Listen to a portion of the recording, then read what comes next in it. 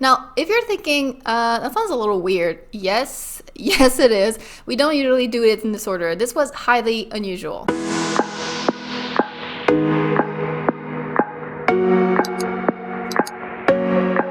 Hello everyone! Welcome to Art Business with Ness. I'm Ness, and I'm a children's book illustrator. In this video, I'm going to walk you through my entire process of illustrating this children's book.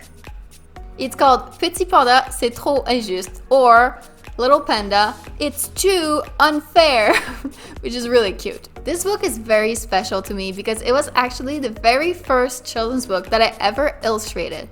I had sent out my portfolio to hundreds of publishers at that point, but since I didn't have any prior children's book experience, publishers were really hesitant to consider me. Some were even unsure that my style would suit well for a picture book, then they couldn't really picture it. So I decided to try smaller indie publishers. I went to local, I contacted all my local publishers, and in the end, it's a very small French-Canadian publisher called Dominique et Compagnie that trusted me with this project. The project wasn't very well paid, but I decided to take it on anyway to gain experience and be able to put it in my portfolio and call myself a published illustrator. This turned out to be a really good gamble that really paid off because ever since, I haven't had any trouble finding children's book work.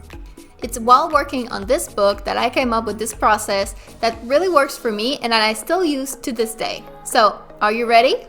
Right before we get into it, if you like this sort of illustration advice and want to see more of it, make sure to subscribe to my channel and hit the little bell. The bell sends you notifications every time I post a new video, so this time you're sure that you won't miss any of the advice. Alright, so let's get right into it.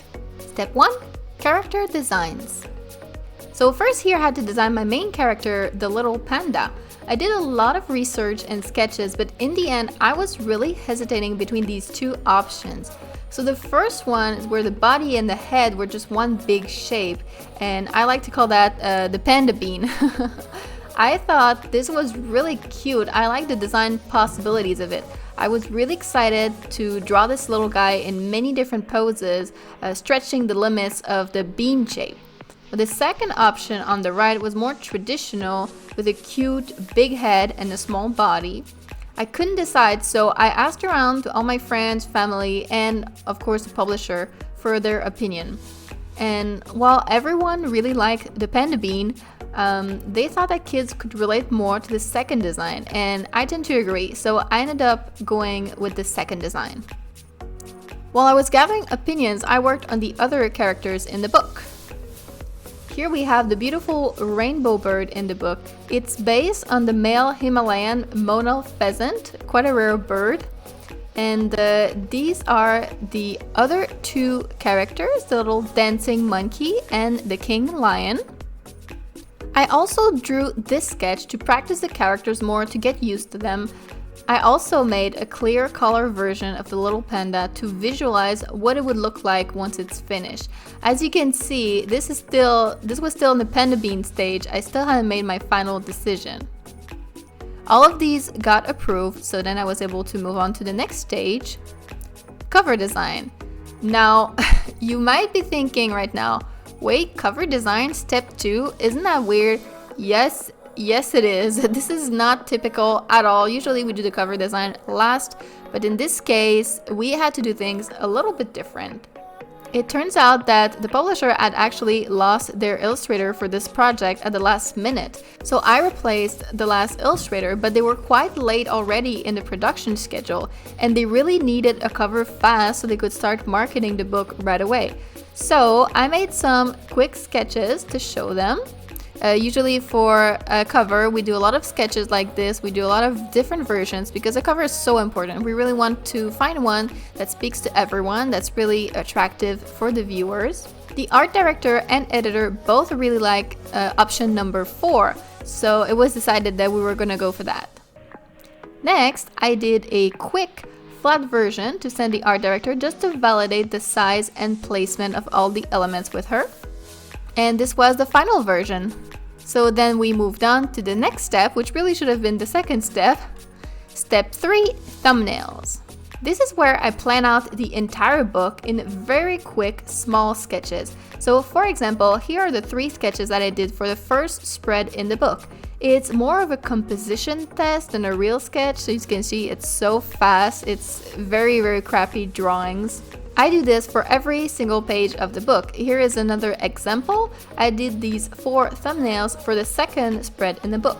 Finally, I put all of my thumbnails together to look at the whole book at once. I check to see if it flows well, if the compositions are too repetitive, if there's a good variety of close-ups and faraway shots. This is a final planification that I sent to my art director right here, and it was approved on the first go. Woohoo! So then we were able to move on to step 4, interior sketches.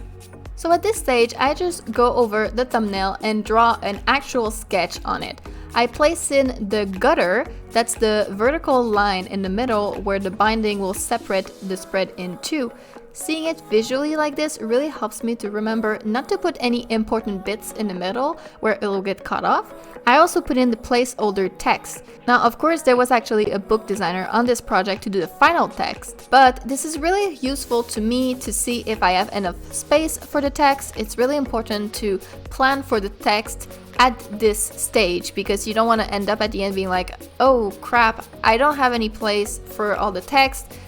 It needs to be planned out. And this is another example of a final sketch for the book.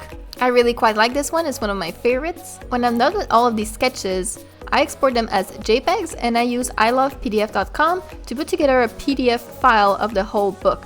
This is the easiest format to view the book, so I send this PDF to the art director to get them approved. In this case, they were worried about the vegetation behind the text in the jungle spreads. For instance, in this one, I had initially planned to make these leafy bits behind the text extremely pale and fading into a white background, but I agreed with the art director that it's probably best just to keep that area clear to help with readability. So I made all of the requested changes. Step number 5, color tests. The next stage is picking the colors. I always pick all of my colors in advance so that when the time comes to make the clean version, all of those decisions are already made. It was particularly important in this book because the colors played such a big role. In this book, each spread has a different color palette based on a single color. So for example, this was the pink spread and this was the blue spread. On some of these pages, it was actually difficult to stick to the palette. How do I make a jungle gray or yellow, for instance? It was a really fun challenge. I completely adored working on that book. So this is about the halfway point of the process, and it was also about the halfway point to the final deadline.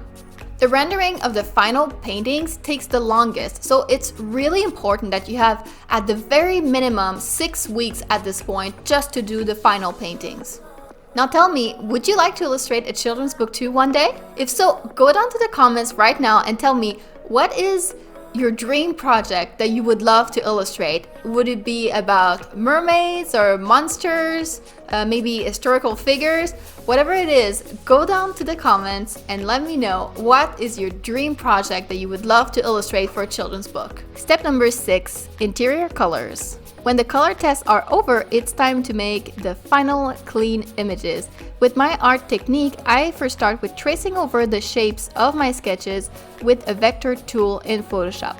Then I add in some hand-drawn lines and details on top of that. And finally, I do the shading with texture brushes. Voila, here's the final spread. Here is another example. This is the yellow spread. Step number 7, cover again. Now that's why we usually don't do the cover first. After looking at the whole finished book a few months later, we found that the cover really didn't fit that well anymore, so we had to tweak it. The title had changed too, from The Colors of Little Panda to Little Panda It's Too Unfair, so the art director wanted the little panda to look more angry to fit with the new title. So I did a few different tests trying to find what would work best. The art director really wanted to have some red on the cover to show the angry little panda. This is the final version of the book cover that we ended up with.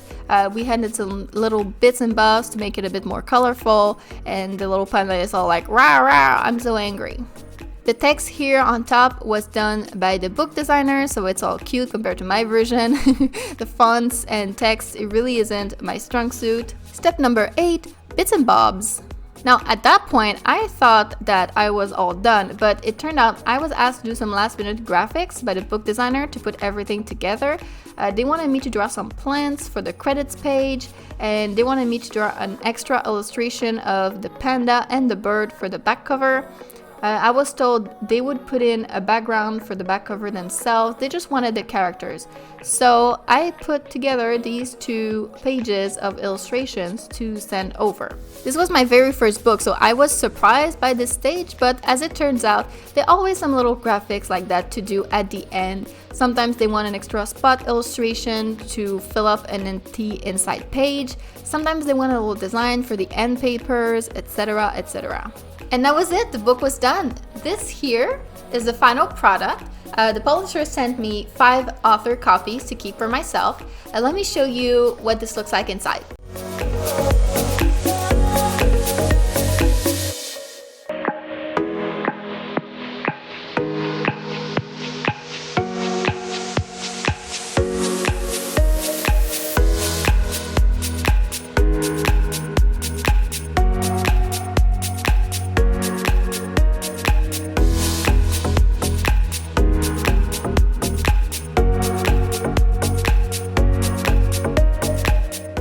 So this was my process on Petit Panda. If you too would love to illustrate a children's book, check out my free guide, 7 surprising ways to find your first illustration client. This is completely free. I will leave the link in the description below so you can download yours. It's a really helpful guide that lists a bunch of methods that I have personally tried and that have worked well for me. So definitely check it out. I hope you really enjoyed the video and learned something from it. If you did, make sure to leave a comment and a like to help my channel grow. Also make sure to subscribe and hit the notification bell so you won't miss any of my future advice videos. So that's it for me today. Thank you for being here and for watching. I will see you in the next video. Bye bye!